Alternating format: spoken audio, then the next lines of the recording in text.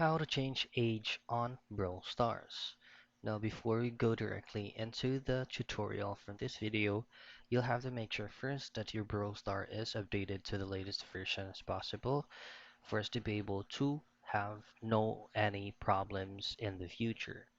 So once everything is set out, just access your Brawl Star application and make sure that you logged into your account. Now, once you're here, you'd have to keep in mind, or you have to take note that you won't be able to change your age in Brawl Stars because that is already been synced to the account that you're using. What you can do is just go directly up on the right portion of your screen, which is going to be the three lines, and then head to the Supercell ID. Then here, just tap on settings or the gear icon.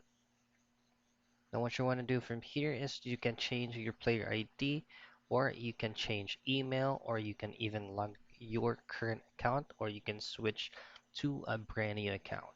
And from there, once you have switched it successfully, the game will reload, and that's the time that you can change your age. That's it. That's the easiest way that you can go ahead and change your age in Brawl Stars.